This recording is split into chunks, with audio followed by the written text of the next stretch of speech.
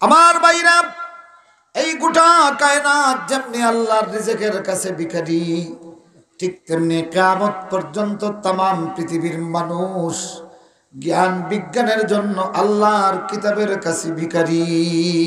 সুবহানাল্লাহ, সুবহানাল্লাহ পড়েন। এই জন্য আল্লাহ নবী বলেন, আল্লাহর কোরআনের ইলম এত পিয়াসাময়, এত সুস্বাদু। এই ইলম যত আলিমরা যত বেশি মোতালা করবে, পিয়াস বাড়বে, পেট ভরবে না জীবনে। আল্লাহু আকবার কও না। আমার বন্ধুরা, আমার ভাইরা, এইটা এই জন্য এই ইলমটা হলো অসীম মওলা আল্লাহ রাব্বুল আলামিনের অসীম কুদরতের নিদর্শন, সীমাহীন ইলমের কিতাব। সুবহানাল্লাহ। দুনিয়ার একটা বিজ্ঞানীর বিশেষ সূত্র, এইটা গবেষণা করিয়া করিয়া একটা সীমা পাওয়া যায়, কিন্তু আল্লাহর ইলম সম্পর্কে যখন চর্চা শুরু করবে পৃথিবীর মানুষ, আল্লাহ রসুল বলেন উলামায়ে কেরাম কিয়ামত পর্যন্ত এইটা চুষবে, তাদের ক্ষুধা বাড়বে, পেট কখনো ভরবে না। আল্লাহু আকবার, আল্লাহু আকবার, সুবহানাল্লাহ। সুতরাং অসীম জ্ঞানের আধারে যদি সন্তরণ করতে চাও ও পৃথিবীর মানুষ, তাহলে আল্লাহর কোরআনের ইলমের কোনো বিকল্প। আমার ভাইরা, আল্লাহ রাব্বুল আলামিন বললেন, ওয়া আয়াতুল লাহুমুল লাইলু নাসলাখু মিনহুন নাহারা ফাইযা হুম মুসলিমুন। সুবহানাল্লাহ পড়েন। ওয়া আয়াতুল লাহুমুল লাইল নাসলাখু মিনহুন নাহার।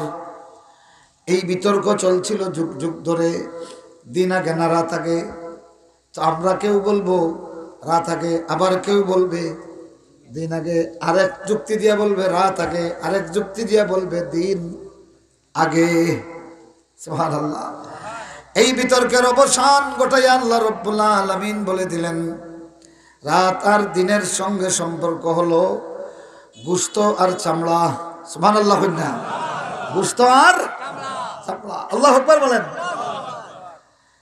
ওয়া আয়াতুল লাহুমুল লাইলু নাসলাখু মিনহুন নাহার। ইনসালাখ আরবি হইল কি, বকরিরে তার গোশতর উপরের চামড়ারে সুলাইলাবার নাম হইল ইনসালাখ। কথা বুঝছেন? বকরি জবাই করার পরে তার গোশতের উপরে থাকি চামড়া থাকে না, এটারে টানিয়া টানিয়া আলাদা করিলে বারোয় কিতা গোশত, বারোয় কি গোশত। তো আল্লাহ বলতেছেন, আয়াতুল লাহুমুল লাইল নাসলাখু মিনহুন নাহার। সুবহানাল্লাহ। তাইলে আল্লাহর কোরআনে প্রমাণ করছে 1400 বছর আগে দিবস হলো চামড়া আর রাত হলো বডি। রাত হলো কি? বডি। সুবহানাল্লাহ। না,